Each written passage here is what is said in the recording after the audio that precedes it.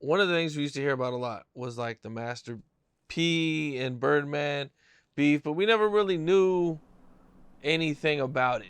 You know what I'm saying? We didn't know no details. It was just rumors. You know what I'm saying? These guys don't get along.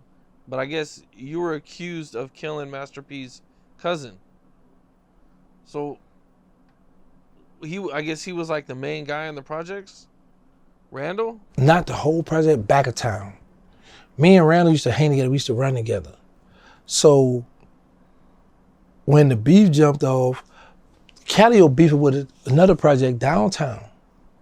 So happened the day Randall was killed, I was at the hospital with my daughter. My daughter was being born. That's why I never got arrested or charged with that, because the proof, I was at the hospital with my daughter. But I was shocked, and I was really like, man, how Slim let somebody catch him slip. Because when I was beef with the cat, me and Randall was still cool, even though this was his project, his little homie, they looked up and respect. But me, Randall, Lester Duplessis, and Mosquito had a heroin shop in the Magnolia project. So we was really cool. So we still to be talking a little bit, like, man, look, man, I know that's my people back there, you my boy, I ain't gonna get in that. So we used to be still having sidebar meetings. So when he got crushed, I was like, come on, Slim, how you let somebody catch you slipping? Downtown. So where he got hit at, where the police station, police subdivision, so they looking like, that had to be, that's why I got chuckles. It was like, when he got killed there, it was right there where the police, it was like, man, it had to be Gangsta. Ain't nobody with no heart gonna come back in and know you, but I mean, it's Cali but Gangsta. But they didn't know it was another little young gangster downtown riding. And rolled down on him and say, but they said Randall told him. Randall told him, you know you gotta kill me, huh? You better kill me. He said, well, I come to kill you. And hit him up, but like I said, I was at the hospital when my daughter was born. Is this like the official between Master P and Birdman? Or? See, people just be making that stuff. It never was a beef between Master P and Birdman. What it was, this Master P cousin. Master P at the Calio Project, this is his family, this is his cousin. You got Birdman, my little brother, and my homies, Magnolia Project. Back then when you did music, you know, you wasn't, how I say this, now how they could send the music through the email, send you to open the verse or whatever, and you could get on a song. They wasn't doing that back then. You had to go to the studio and rap it. So how you got the Master P out the Calio Project and his crew, how they gonna come to a studio with Magnolia and guns and we got street war? It's never gonna work. That's why they never did no kind of business. So when people say it was P and Baby, no, it wasn't P and Baby, it was us. And they was both loyal to us. Or like people loyal to his cousin, his project, Birdman was loyal to us. That's why they never done nothing. How bad did the war get? Well, my mother got shot. My brother got hit up in my truck with his friend. I told him don't go around the Cali because I was the only one in the city with the Infinity truck at the time, SUV, I mean. My best friend Mosquito got killed. But other than that, you know, it was just 3 of us going to war with them. It was like about 100 of them. It was a bunch of them. But it was only 3 of us. So we could all hang together. So I tell people, when you go to war with dudes and it's too many of them, it's gonna be a funeral because it's too many of them. Somebody gonna get caught slipping, lacking downtown, cross the road somewhere, you're gonna be able to set them up because it's just too many of them.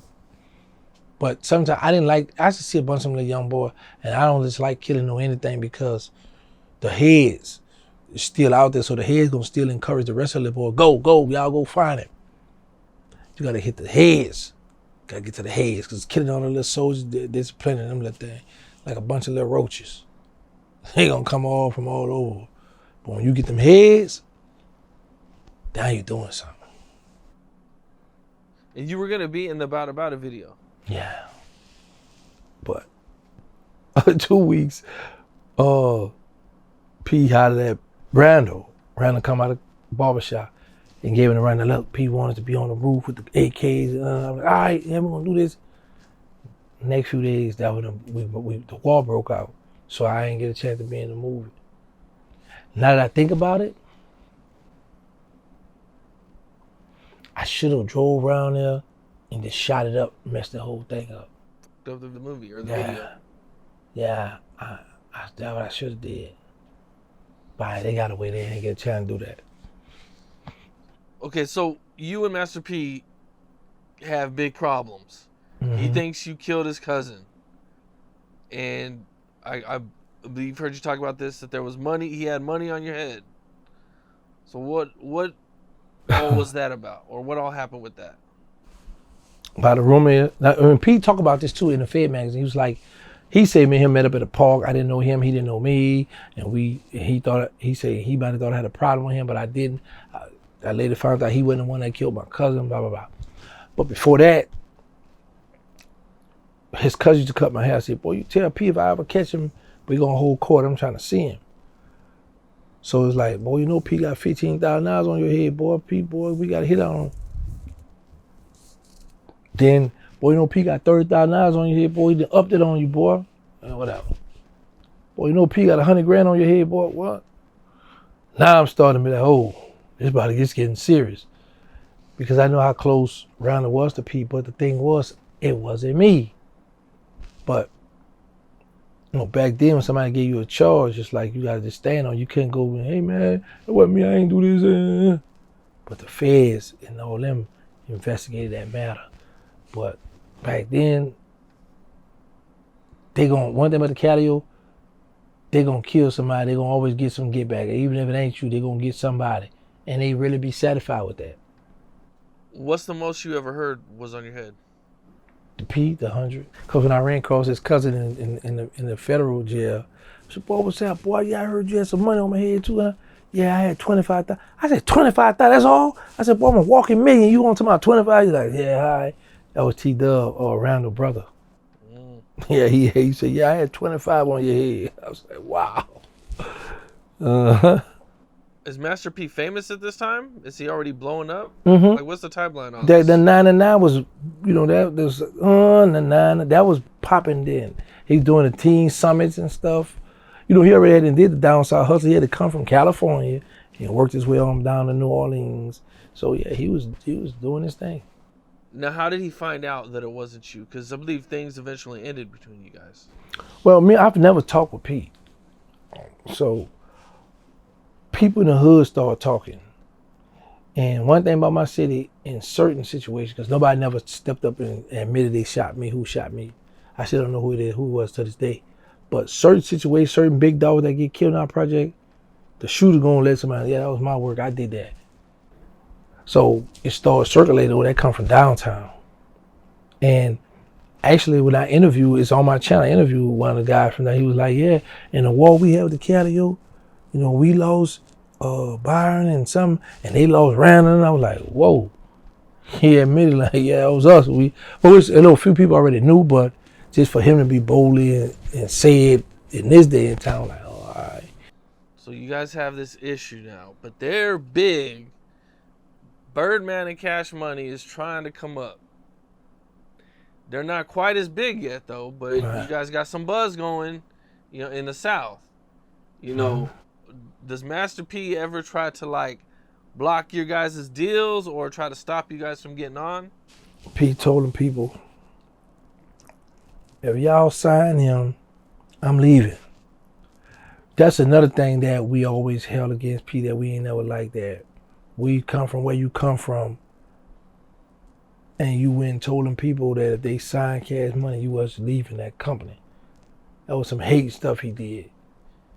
For a long time, I used to be ticked off with about a Baby was, but Baby forgave him. Baby give him his props now.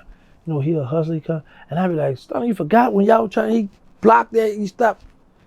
But I can't tell a man how to feel how he want to feel. When you had the money on your head, you know, how did that change how you move? And you know, this is Master P, so I'm sure a lot of people probably even, you know, they probably extra want to do it for someone like that. Yeah, I ain't care. See, this always been my thing. Whenever I rob somebody, if I didn't kill him, my mind was on either two things. Either me and him gonna go to war, or he gonna put a hit out on me. So, and I was young and wild, so I didn't care. Because I'm already at war, and by me knowing if it's hits out on me, I'm gonna be more on point. And then I always change cars. If you read my federal paperwork, the FBI say that it was hard to get pictures and have them under surveillance because they would have lookouts. And like we might walk up to the front and be like, oh, look at the car, and they'll pull off. So they didn't have, because and they'll be like, he would switch up calls every day. I'm switching up calls.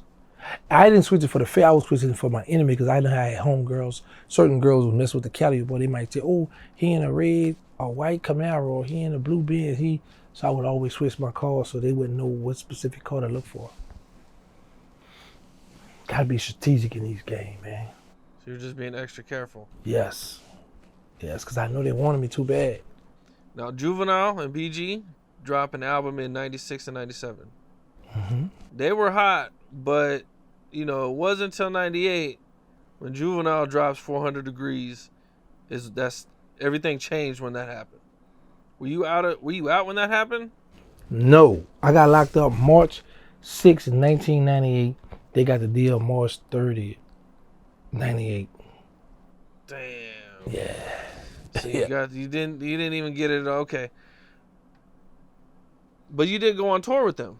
No, I never, because I was a lot. Well, I meant before when they were still. That was that local tour stuff. Local tours. Yeah, that was. I would go from New Orleans to Florida, Houston, Texas. That was local stuff. Not was it a tour. We was just going to different concerts. That wasn't like going like how you going to different cities all in the South. No, they wasn't doing. They might.